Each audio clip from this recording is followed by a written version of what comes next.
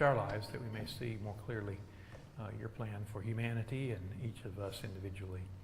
We thank you for your many blessings. We pray in Jesus' name. Amen.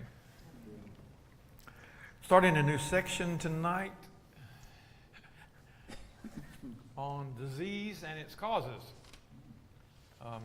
The foreword to this particular one says, this is representative of Mrs. White's earliest writings relative to health, okay, dating back to 1863 and 1864. So this was early on. And the last paragraph says, bear in mind the conditions that existed in the field of medical practice during that time period. So, take note that it's not written for today's medical practice, but a lot of it overlays. Okay. And it's not labeled as far as the chapters, except numbering them, chapter 1, 2, 3, 4, 5, 6, I believe there are. Anyway, in this particular section. Roger, you want to start on this side? Chapter 1. Since the fall in Eden, the race has been degenerating.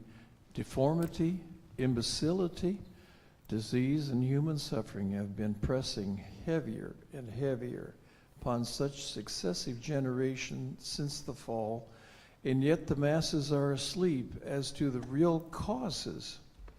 They do not consider that they themselves are guilty in a great measure for this deplorable state of things. They generally charge their sufferings upon providence and regard God as the author of their woes. But it is intemperance to a greater degree or lesser degree that lies at the foundation of all this suffering. Eve was intemperate in her desires when she put forth her hand to take of the fruit forbidden tree. Self-gratification has reigned almost supreme in the hearts of men and women since the fall, especially as the appetite been indulged and they have been controlled by it instead of reason. For the sake of gratifying the taste, Eve transgressed the command of God. He had given her everything her heart's wants required, yet she was not satisfied. Ever since, her fallen sons and daughters have followed the desires of their hearts, eyes, and their taste. They have, like Eve, disregarded the prohibitions God has made and have followed in a course of disobedience. And like Eve, have flattered themselves that the consequence would not be as fearful as it had been apprehended. Man has disregarded the laws of his being, and disease has been steadily increasing. The cause has been followed by the effect. He has not been satisfied with food, which was the most healthful, but has gratified the taste even at the expense of health. God has established the laws of our being. If we violate these laws, we must sooner or later pay the penalty. The laws of our being cannot be more successfully violated than by crowding upon the stomach unhealthy food, because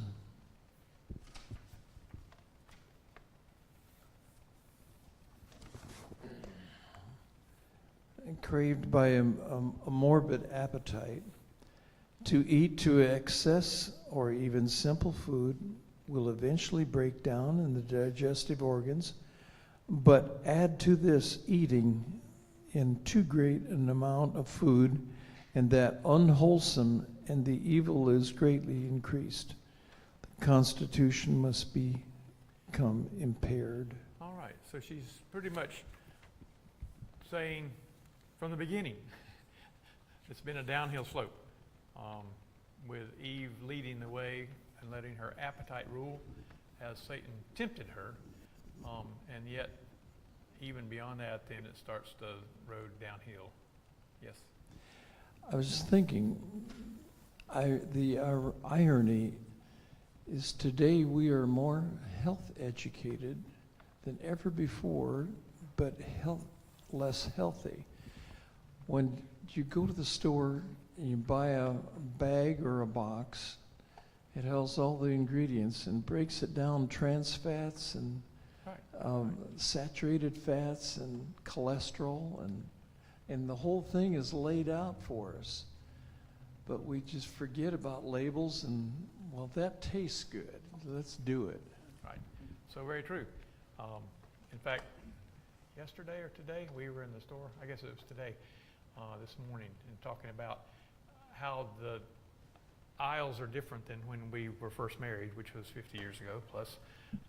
You know, when we go to the store and you get so many things, but nowadays everything is packaged and prepared and ready to eat, and the basic materials, the flour, dry beans, you know, just the basic food products are only about this wide on the aisle, and all the pre-processed stuff and ready-to-eat stuff just overwhelms and takes over. And so it's no wonder, as Roger's saying, all those ingredients that are on there that make it profitable to process it and have it ready to eat. You have to do a lot to it than just cook a pot of beans or a bowl of spaghetti or whatever. I mean, you have to add all the ingredients to make it preserve for a year or 2 or 3 or 5 or 10 and make it edible. And so, you know, yes, we have a buku of information relative to health, but at the same time, we jump over all of it and just do what we want to do. Eat what's comfortable, what's quick, what's easy. It's interesting, this year Brielle is in her apartment by herself, and Bethany is in an apartment with another girl at Andrews, and they're all the time calling Mom on how do you prepare this, how do you fix this. So they're actively fixing their food as opposed to going to the cafeteria or, you know, whatever.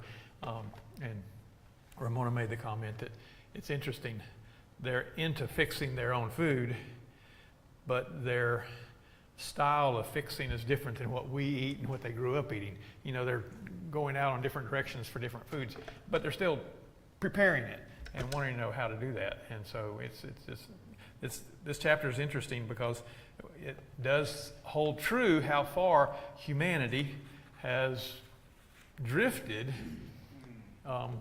in the past 50 years for our representation, but even hundreds of years through time and where we're at now. Anyway, also there's no divisions in the chapter. It's all just written one straight long chapter, so reading a page or so, whatever you're comfortable to read, and it's not a problem. Bob, you want to start then? Sure. The human family have been growing more and more self-indulgent until health has been most successfully sacrificed upon the altar of lustful appetite. The inhabitants of the old world were intemperate in eating and drinking. They would have flesh meats, although God had given them no permission to eat animal food. They ate and drank to excess, and their depraved appetites knew no bounds. They gave themselves up to abominable idolatry. They became violent and ferocious, and so corrupt that God could bear with them no longer. Their cup of iniquity was full, and God cleansed the earth of its moral pollution by a flood. As men multiplied upon the face of the earth after the flood, they forgot God and corrupted their ways before him. Intemperance in every form increased to a great extent. Pause right there.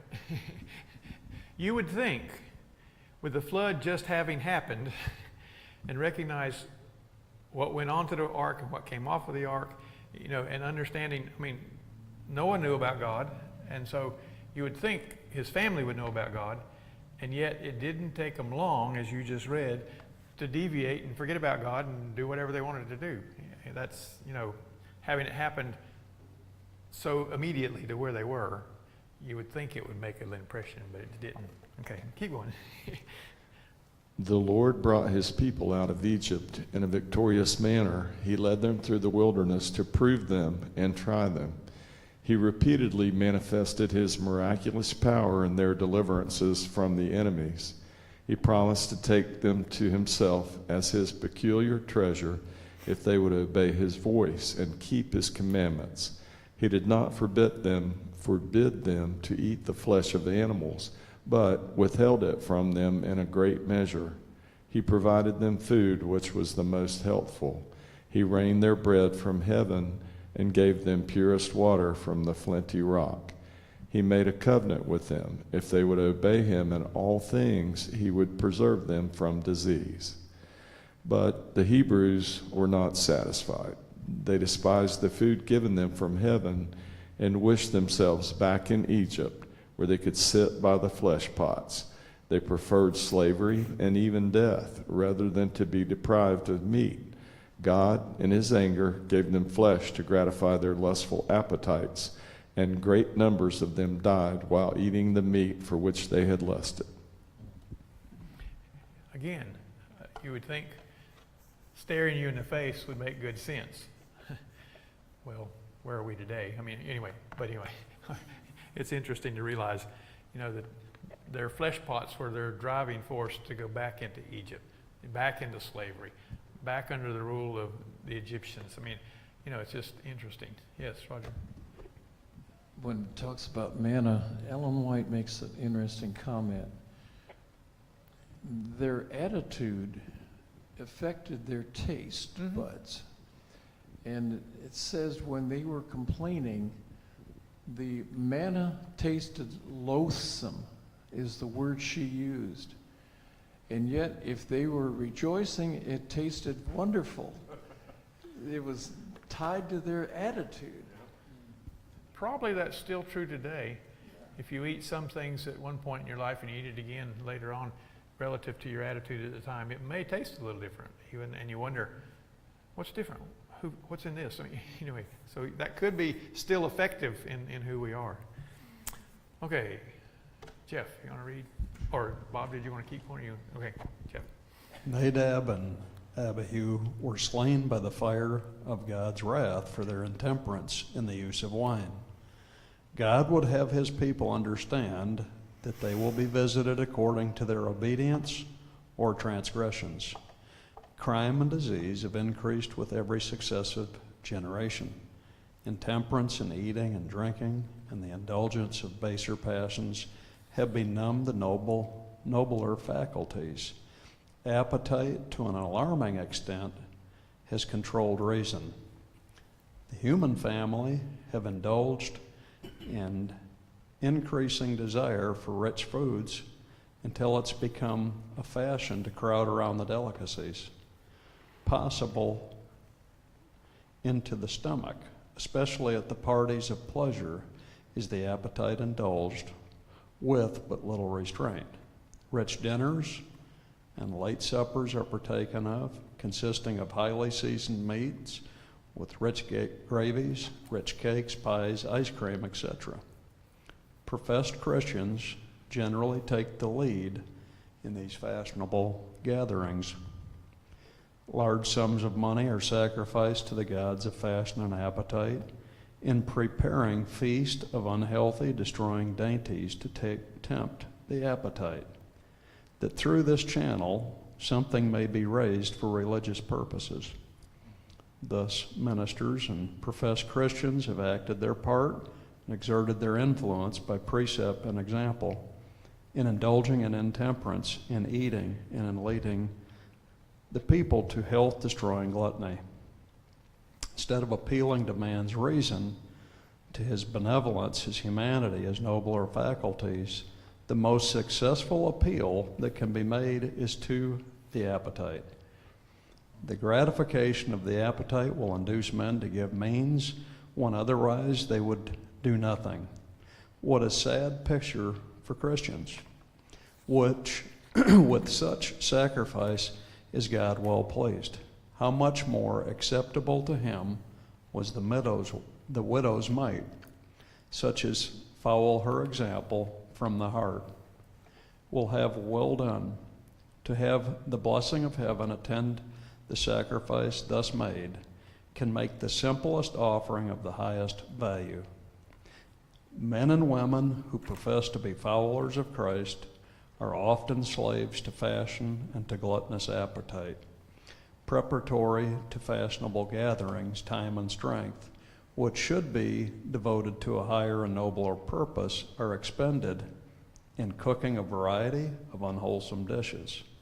Because it is fashion, many who are poor and dependent upon their daily labor will be to the expense of preparing different kinds of rich cakes, preserves and pies and varieties of fashionable food for visitors, which only injure those who partake of them, when at the same time they need the amount thus expended to purchase clothing for themselves and children. This time occupied in cooking food to gratify taste to the expense of the stomach should be devoted to the moral and religious instruction of their children. Fashionable visiting is made an occasion of gluttony. Hurtful foods and drinks are partaken of in such a measure as to greatly tax the organs of digestion. The vital forces are called into unnecessary action in the disposal of it, which produces exhaustion and greatly disturbs the circulation of the blood. As a result, want of vital energy is felt throughout the system. The blessing which might result from social visiting are often lost for the reason that your entertainer, instead of being profited by your conversation, is toiling over the cook stove, preparing a variety of dishes for you to feast upon. Christian men and women should never permit their influence to countenance such as a course by eating the dainties thus prepared. Let them understand that your object in visiting them is not to indulge the appetite, but that you're associating together and interchange of thoughts and feelings might be a mutual blessing. The conversation should be of that elevated, ennobling character, which could afterwards be called to remembrance with the feelings of highest pleasure. Those who entertain visitors should have wholesome, nutritious foods, from fruits, grains, vegetables prepared in simple, tasteful manner. Such a cooking will require but little extra labor or expense, and partaken of in moderate quantities will not injure anyone. If worldlings choose to sacrifice time, money, and health to gratify the appetite, let them do so, and pay the penalty of the violation of the laws of health. But Christians should take their position in regard to these things and exert their influence in the right direction. They can do much in reforming these fashionable, health, and soul-destroying customs. Interesting. As we started off, there's like 2 or 3 different elements in this set reading that Jeff did. And that is that our tastes have gone to a richer food as opposed to plainer foods. And, you know, they were saying that's overworking the stomach. And we are given the opportunity to eat. Most of us eat, right? So, you know, that's one element. Yes? Solomon said, wine is a mockery, strong drink is raging. Who is deceived by it is not wise. So you think about John the Baptist, his last few moments. It seems to me like there's always drinking, there's always music, dancing, and the king was so out of it, Right. his mind was clouded, he didn't know left from right. Right. And here comes a beautiful girl to do dancing, and Satan just got a hold of Yeah, him. he's already had this hold. And it's sad. Very true, very true. If he'd been really in his right mind and knew what was John had stood for, he'd said, turn him loose. Girl, you going home with mama. There you go. All right. Roger? I think there's some counsel for us. It says, in preparing feasts of health-destroying dainties to tempt the appetite, that through this channel something may be raised for religious purposes. Sometimes we have bake sales that occur at church for religious purposes. But I think the challenge is, how can you put something out there that's healthy and sell healthy stuff, not this junk food? Delicacies. Yeah. Right. Exactly right. And it's done here at times. You know, we have a bake sale to entice the fundraising. And the comments were, you're better off to give the money. And even if and leave the food alone, even if it's there, just say, well, here's a donation for your cause. I'm not going to take any of your food, because lots of times it's not of a more healthy note, and so that does create a problem. And so we have to be careful in that regard. As we kept reading, on page 414, Jeff was talking about the fashionable visiting, which led me to think of our fellowship meals. We are there to help visit and fellowship and so forth, and we need to be cautious of the food that's being there. Rich and fatty and sugary and just on and on and on and on. And her comments are that yes, the visiting is great, and in our society, visiting frequently happens over food. Whether you have people to your house to visit, usually there's a meal. You're at the church, if we're going to visit, usually there's a meal. And then so we need to be aware of then the contents of such meal and recognize that the visit's the important part and the meal is just there. After church because of timing, but that doesn't need to be the driving force to do so. And recognizing then the fruits and grains and vegetables prepared in a simple, tasteful manner.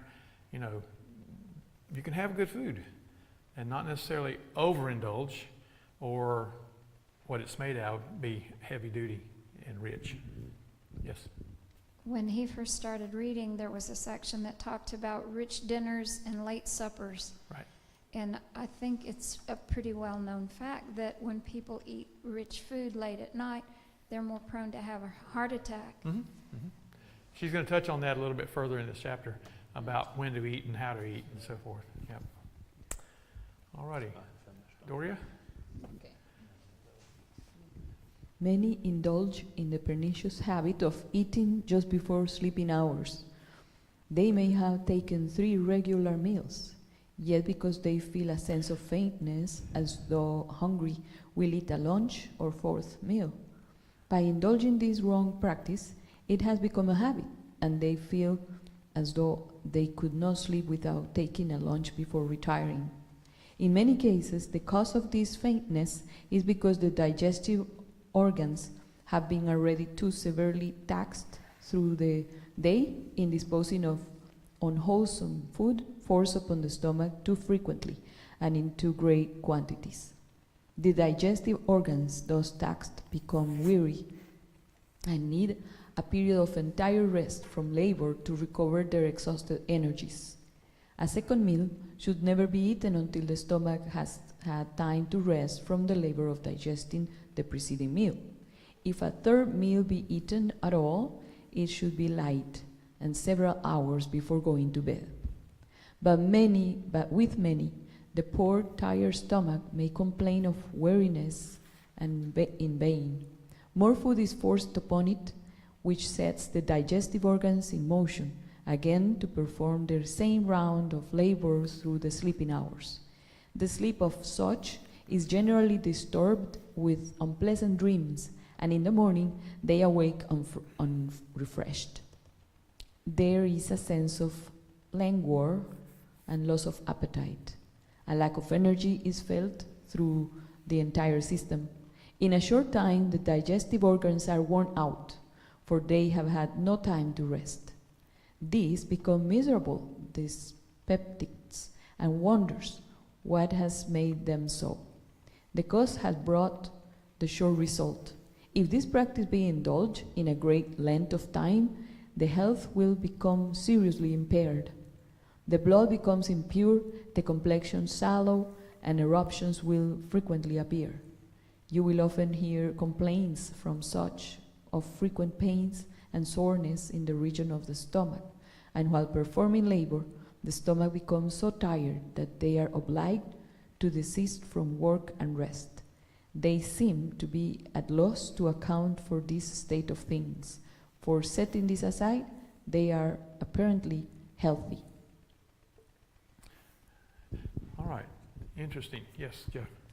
I remember I was working at Florida Hospital back in the 70s, and a nurse volunteered to do an experiment with a doctor, and she did her normal routine, breakfast in the morning, and then they had like a little snack before lunch.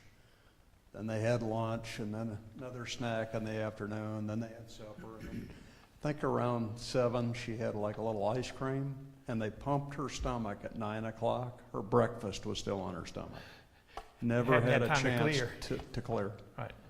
And there's people that, I mean, that Do becomes... that every day. Yeah. My dad was that way, and Right. he wondered why he didn't sleep at night, but I think that had a lot to do with it. I went to 2 meals a day a long time ago and have since lost 80 pounds or so just by on 2 meals.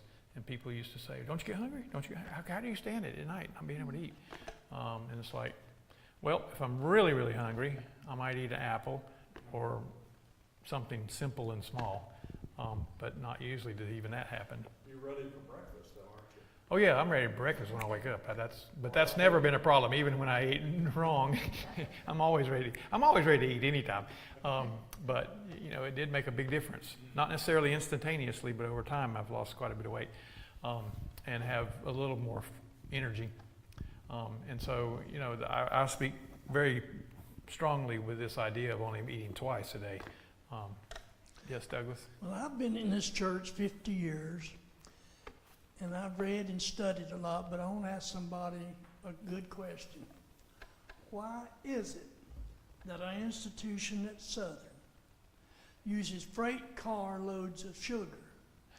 Do not the faculty teach their freshmen, sophomore, juniors the book on counsels on diets and health?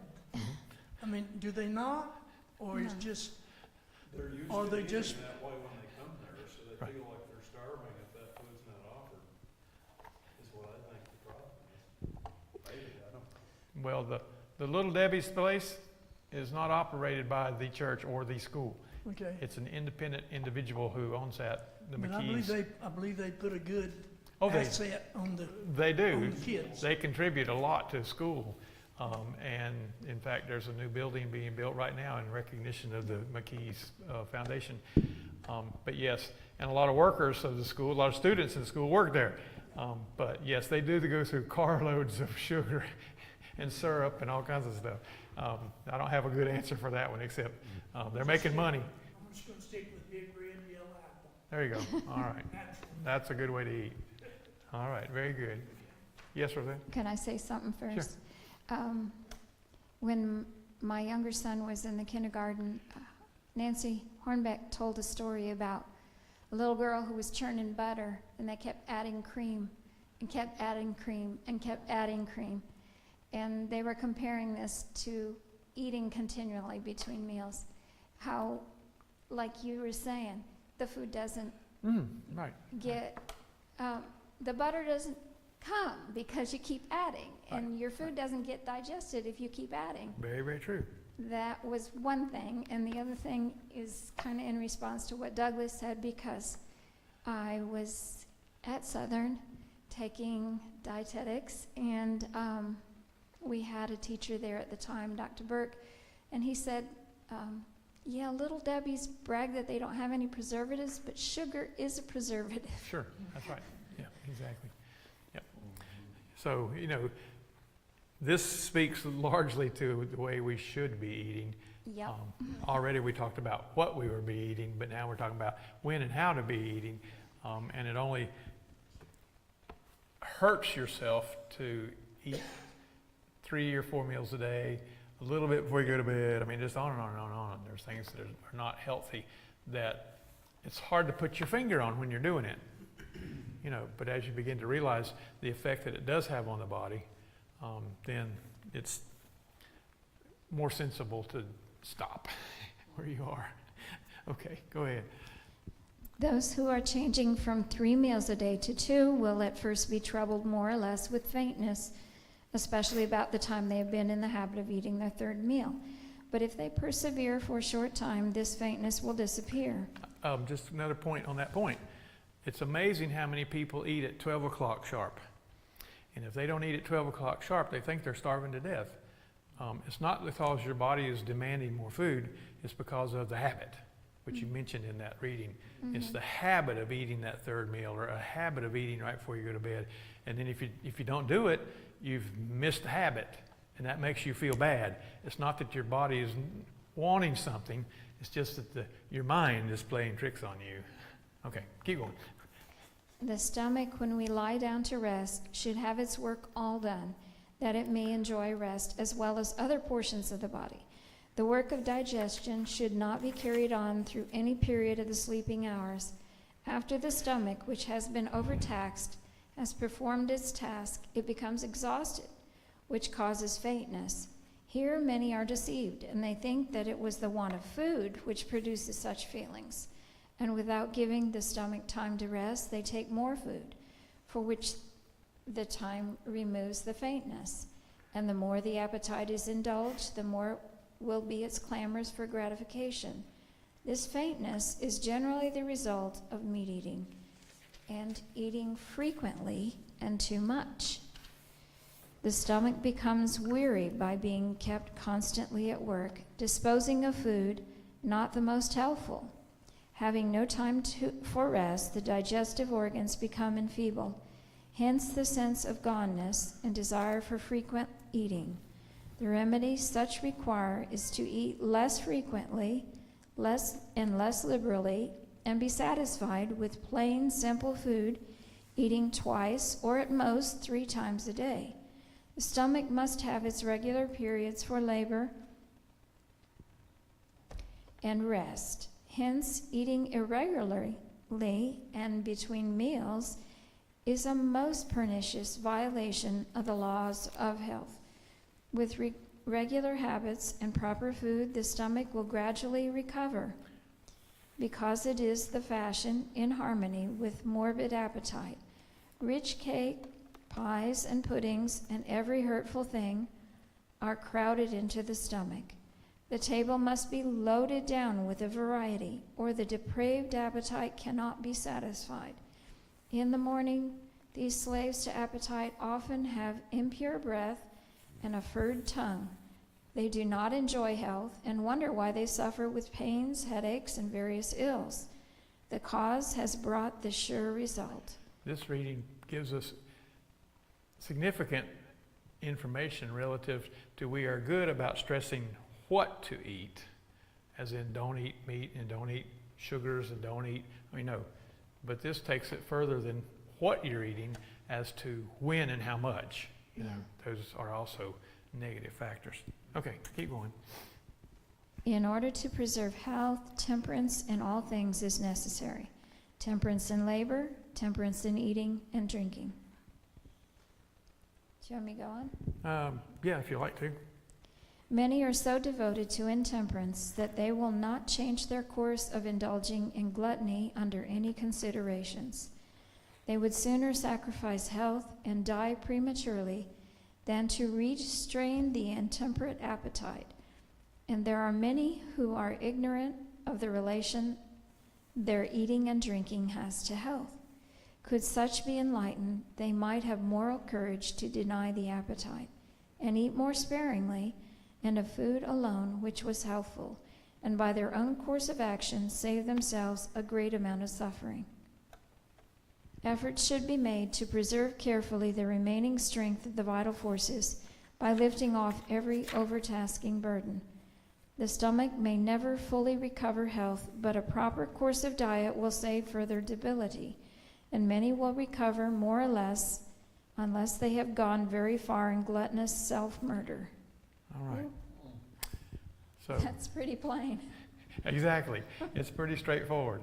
You're doing yourself in, and not only in wrong choices, but when and how much and so forth. Roger?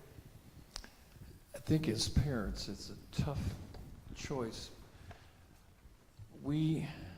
I was brought up this way, and I think I taught my kids too, that we belong to the Clean Plate Club. Amen. Whatever you put on your plate, you need to eat it.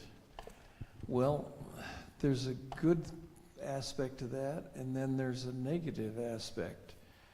Well, I'm full, but I've got to eat it anyway. And we get used to being full and don't learn how to stop while we're ahead. Right, yep. My motto was, being hungry is not a prerequisite to eating. Anyway, just eat whenever you want to. But you're right, it is a dilemma that we get stuck in. I'll read a little bit because I don't usually get to. I mean, I have to. I would have opportunity. I say enough in between. Those who permit themselves to become slaves to a morbid appetite often go still further and debase themselves by indulging in their corrupt passions, which have become excited by the intemperance in eating and drinking. They give loose rein to their debasing passions until health and intellect greatly suffer. The reasoning faculties are in a great measure destroyed by evil habits.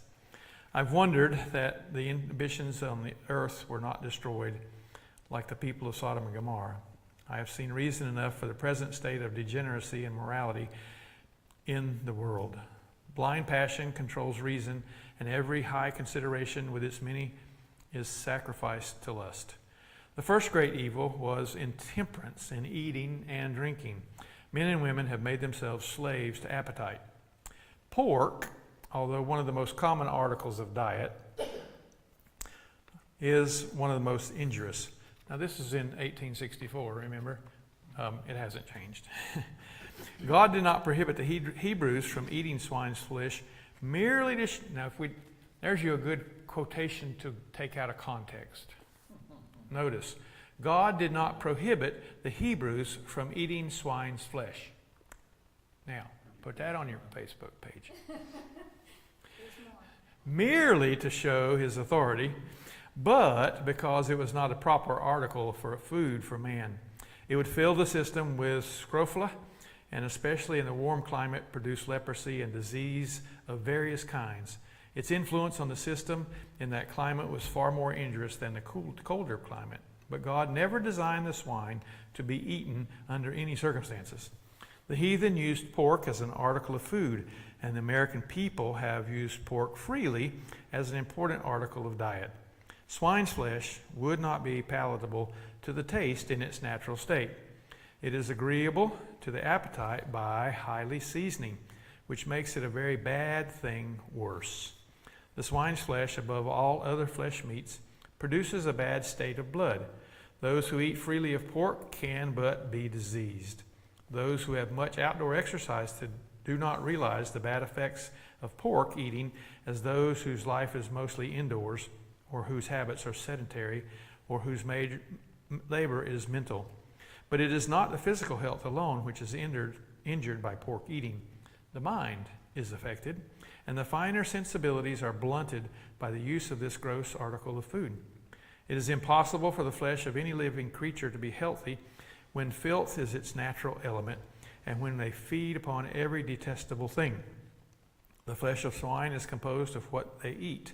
If human beings eat their flesh, their blood and their flesh will be corrupted by the impurities conveyed to them through the swine. The eating of pork has produced scrofula, leprosy, and cancerous humors, maybe tumors. Pork eating is still causing the most intense suffering to the human race. Depraved appetites crave those things which are most injurious to health. The curse, which has rested heavily upon the earth and has been felt by the whole race of mankind, has also been felt by the animals. The beasts have degenerated in size and length of years. They have been made to suffer more than otherwise would by the wrong habits of man. There are but few animals that are free from disease. Many have been made to suffer greatly for the want of light, pure air, and wholesome food. When they are fattened, they are often confined in close stables and not permitted to exercise and to enjoy the free circulation of air. Many poor animals are left to breathe the poison of filth which is left in the barns and stables. Their lungs will not long remain healthy while inhaling such impurities. Disease is conveyed to the liver, and the entire system of the animal is diseased. They are killed and prepared for the market, and the people freely eat of this poisonous animal food.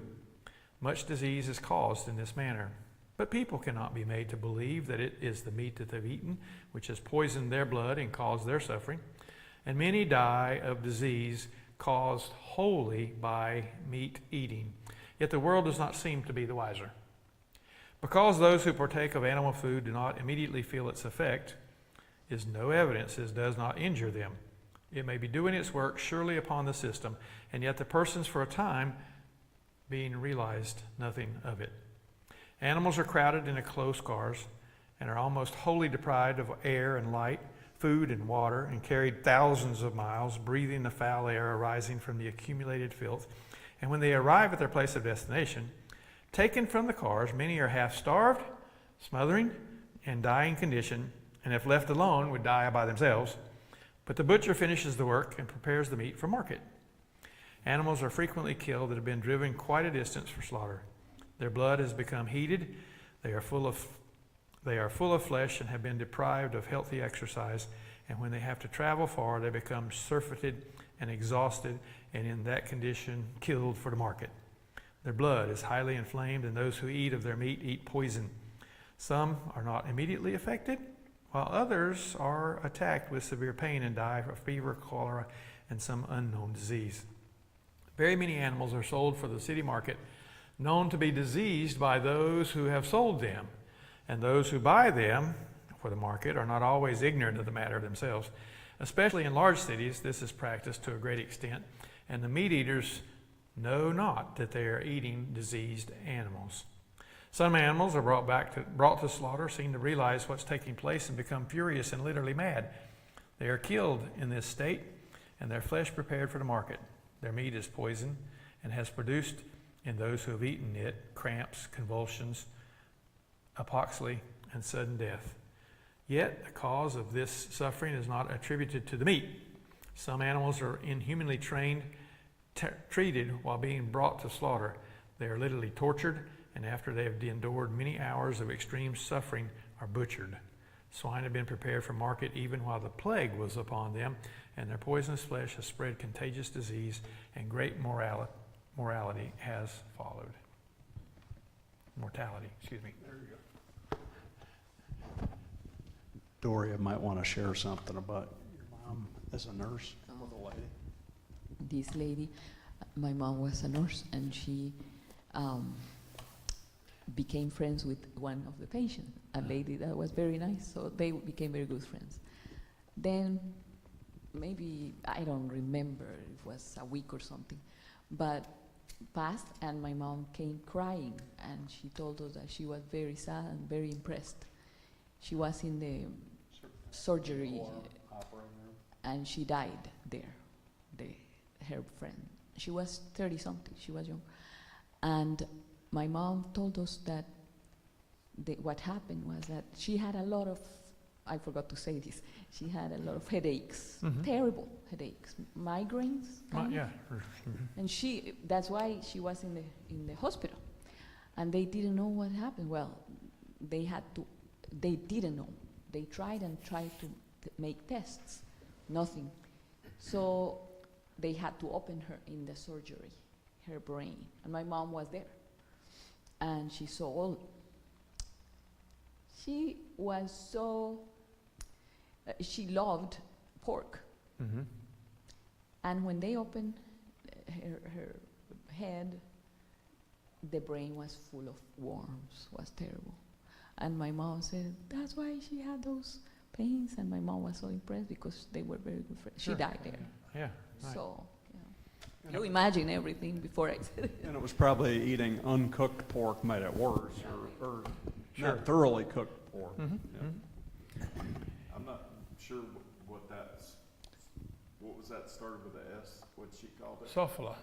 I don't know what that is either. Is that like, what's the one that starts with a T? Trichina. Trichina? Yeah. Yeah, could be. Yes, Roger, you were saying. I'm sure you're aware of it, but it just makes sense when we understand the human body. The human body has the longest intestine of any animal. We're 20 feet long. The human body was created to eat on the first step of the food chain. The food chain, first step is green and fruits and nuts and vegetables. Fibrous, Right. yeah. And the human body digestive system is the best built to handle that. Now, you take a cow, they can forage for grain. They have a system also of 4 stomachs and chewing the cud. But then there are animals that God designed as scavenger animals that have a very short intestine to be able to handle diseased, dead meat. And yet, when people eat on the second and third food chain, our bodies are not designed for that. Right. And there's results that come back to us that's not good. Very, very true. One thing about meat eating, all the eating is secondhand grass. Yeah, right. Years ago, we had like 100 head of cattle for beef, you know. And the guy come around and inspected me, he said, "You need to get rid of this cow. She got the pink eye." So we took it to the market and talked to a man down there working with the beef and all. What he did, he takes this healthy young calf and mix it with this old, wore-out Jersey cow, 13 gallons of a day, and mix it and put it in there, and then the people go to the thing and, well, that's a good-looking thing of meat. But it's mixed up. They'll do anything, I've seen it. To make it They'll sell. do anything to make it, Yeah. well, $15 sirloin steak from New York. You know, this is prime rib, prime cancer. You're right. That's right.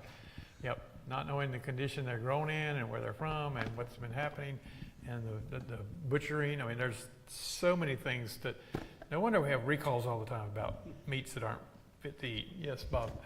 The one thing that a lot of the people in the industry, I'm in the rep business, but when they have these caterings, they'll have oysters on the half shell. And oysters got to eat. Well, it's got to process what it eats. You're eating it raw. I mean, it's just, to me, it's like playing Russian roulette. How do you know you're not going to get lockjaw or some other disease from that? But psychologically, how could you even fathom, ooh, that's full of oyster dew, Right, right, exactly right. But they do it. Yep.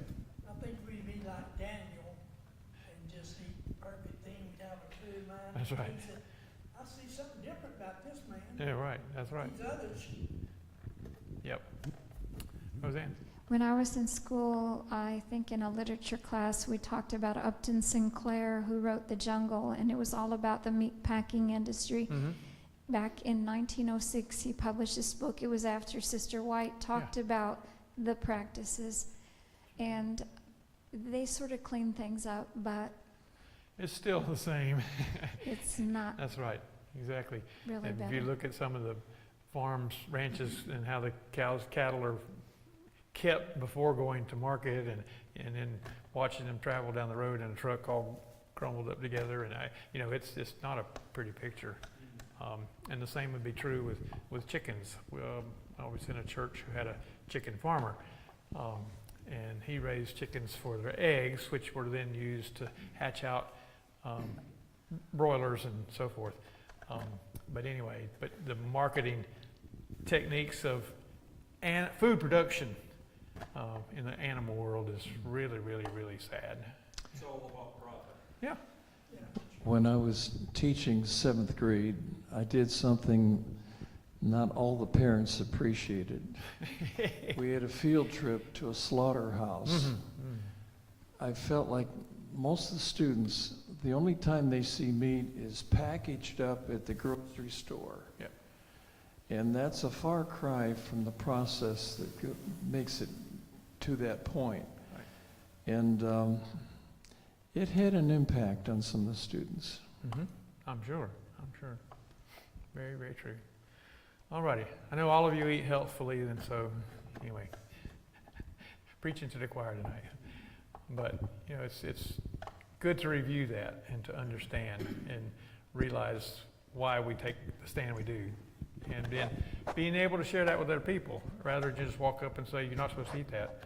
You know, there are reasons behind it, you know, that are documentable, and, you know, it needs to be understood in that regard. All righty, anything you want to share for our prayer time tonight? Things that are happening around. Yes, Bob? I have another praise. My sister Kathy, had to have emergency surgery a week ago.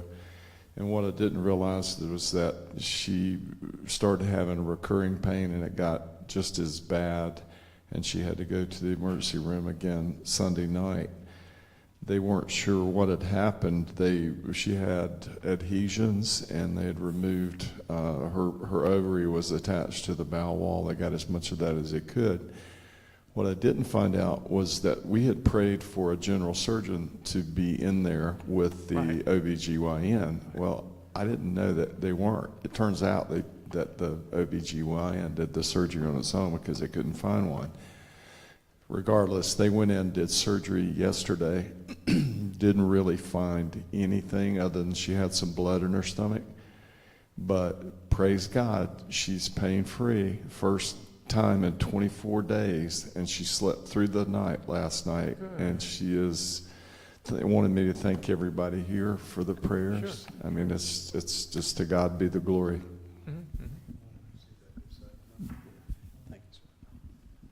I'd like to remember Jeanette Rogers. Mhm. Some of you know Jeanette, Jackie's sister. And she had a liver and kidney transplant 3 years ago. And her numbers are off right now. And it's rare that you have a third-year Change. rejection. Right, right. But anyway, they did an ultrasound. Her liver is in good health, but the numbers aren't right. So we're just praying that they can maybe bring things back to the proper number, which would be probably an IV injection of some sort. But let's remember Jeanette and her husband Jeffrey Rogers. All right. Yes. My husband's eldest sister passed away last Sabbath morning, and I'd just like to remember her family in prayer. Okay. All right. All right. Also a note on Grace Kellogg. She's failing somewhat. She's fallen in more frequency over the passing of time. And so they're, I think, having 24-hour care now, people being with her constantly. So I'm not sure if they will go into a facility for care and watchfulness, or I'm not sure how it's going to unfold yet, but just remember Grace as she's beginning to fail some in her able to She was quite function. confused 2 weeks ago. Yeah. Yep. All righty. Well, I invite you to kneel. Thank you, Don, for being with us tonight.